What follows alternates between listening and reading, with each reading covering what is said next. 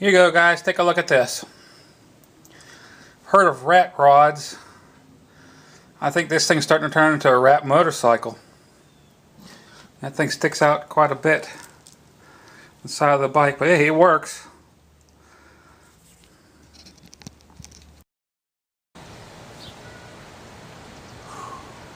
Long day today.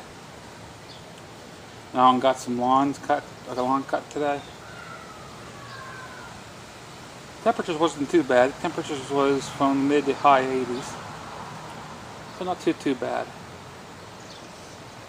While I was out cutting the lawn, the lawn is about 2 blocks away from where I live. And I always cut it with my riding tractor. And on the way I got a friend down the road. He does a lot of his own work just like me. I mean, it's getting to be, it's a dying art. You know, and a lot of people around here just don't do their own work. They take it to the garage, which is good for the economy. But to know how to do your own work and to do it, it saves you a lot of money. Well, anyway, with luck had it, I stopped and was chatting. He was putting forward controls on his Suzuki. And I asked him, I got a question for you. And I asked him if he happened to have any old spark plug wires from doing a tune-up on his car. And he looked at me and he said, you know what, I just did a tune-up on my Buick. It had a V6 in it. And he said a couple wires are pretty well, they're rubbed through and they're melted. And he said, but I think there was like 4 or 5 that, I mean, it was,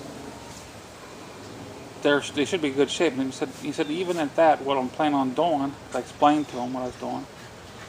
You can cut it down. You should be able to have enough wire left over to do what you want to do. So that way you have good 6 wires that you can pop out, and if you make a mistake, that way you have something to get your bike up and running. And then it just happens to be like this. And I mean, what I ended up doing is this is an 8mm wire. My motorcycle takes a 7. So what I end up doing is, of course, this end part that plugs into the cap, spark plug striper cap, that gets cut off. And this is one of the bad wires that has the little piece that's kind of ripped and tore. There's actually a couple of them, but I mean, I can get that much wire, and that's enough to do one of my cylinders easily. But the funny thing that came out of it is these big butt boots. I mean, yeah, I can probably cut them down, but to cut them down, I mean, the electrode, the end of the wire actually comes into about this far. So, I mean, that's still going to sticking out. It's just going to be loose if you just keep it on and put it over the plug that's supposed to be in the car, except for it's supposed to be, the head's supposed to be like that up in there. That'll keep it water sealed, even though it sticks way out past the side of my fuel tank, which is, it kind of looks dorky. Let me say that. Like I mentioned on the little short video to show you what it looks like, put on before this. I mean, heck, it works. I've heard of people building rat rods. Why not make a rat motorcycle, I guess? I mean, it's a KZ750 LTD, a little bit of a rat in it. And I just thought about this about an hour ago. This has these ribs right here, and it comes down to a taper a little bit. Let's think about getting some plastic tubing that maybe it'll fit right over it, because you can buy that plastic tubing different places. I can't remember exactly where. I've seen it where it's got a chrome cover, chrome coating on it, and you just have it slipped over there. That way, while it's sticking out, you'll see chrome. And I mean, I'm not a big fan about chrome, but it'd be a good way to kind of cover up that black, yucky crap sticking out. You know, just making a piece of the bike, not just something that's sticking out. Any thoughts on that? Go ahead and post up. And I mean, I read all of these guys' responses, and I appreciate them. And I appreciate all the help on this bike. I left it out. The bike is alive.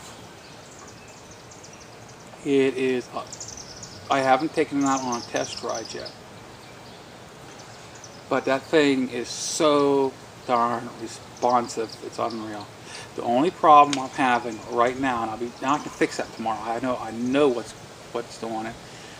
While I was trying to find out what was going on with this bike, why it wouldn't run and everything, I went through several posts. I went through on different forums and stuff. I read this and I read that, and one of them was saying, "Well, your floats are too low." So I raised the floats a little bit. I mean, it's still within specs of my manual, but I prefer it a little bit lower, run a little bit leaner, because you don't want it run really lean, but you don't want to run it too rich. And I could make a nice happy medium where the spark plugs have that nice little chocolatey tan color on it instead of the black soot on it or the white. Right now my plugs are black, just telling me it's running too rich. So what I'll do is I'll lower my floats down a little bit on this bike, and tomorrow, and she'll be running nice and where she should be, and the idle will be down where I'm more comfortable with. Right now it's right around, I mean,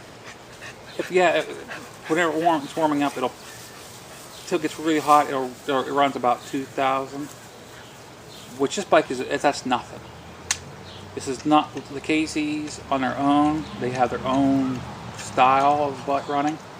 They really love their high rev bike, and I was told if I can get it down to 1100, that's where the factory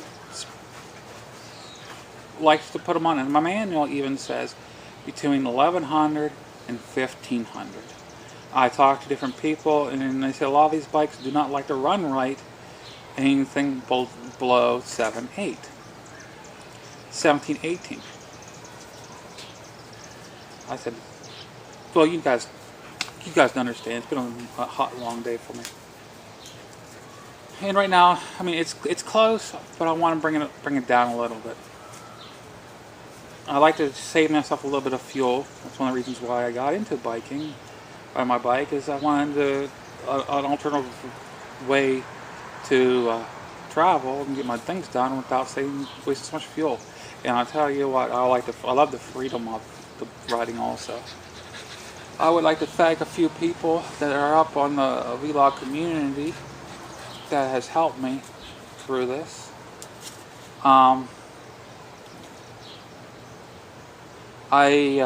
The main one that really spent his time with me, I mean, we spent hours and hours on video chatting, and he didn't mind one bit about doing it, and I mean, I really appreciate it. A lot of times he was like, I really don't know, and I just felt like, well, that's cool, because he's the type of person that'll listen to me, listen to my thoughts, and bounce my ideas back.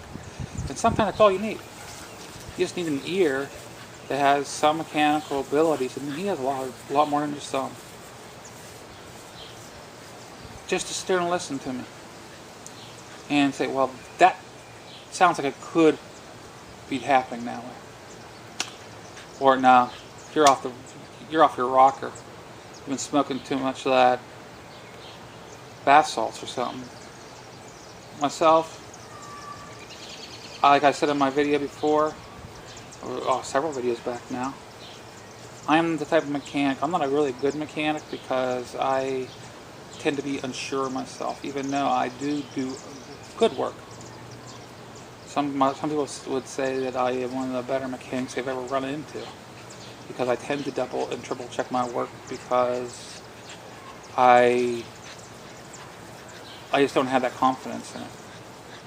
I want everything to be perfect. I want everything to be exactly the way the book says to be, or better. I always strive for the better. But yeah, the bike is running. The Phoenix is out of the coals. Oh, and that, I never did name his name. You're stringing you guys along on that one. the vlogger that's helped me out a lot, KD4YSI. His name's Tony. I'll put a link down at the bottom.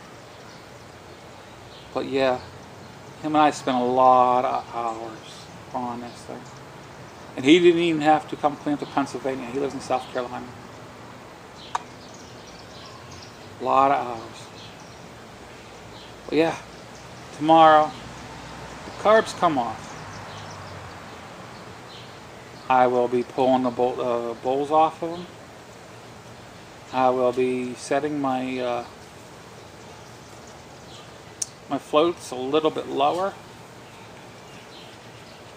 and then I'll be putting them back on, starting her up, and resetting my idle, because that changes your idle quite a bit. Right now, the idle adjustment knob really doesn't work too well to bring the idle down past 1800. But I mean, you adjust it up, it'll raise it up. Just telling me it's getting too much fuel because the fuel's too high. Carburetors are a pain in the rear. But you know, it's old school. Once you get them going, you might have to mess with them a little bit, but it's old school. And I love working on old bikes, especially when everything's coming together.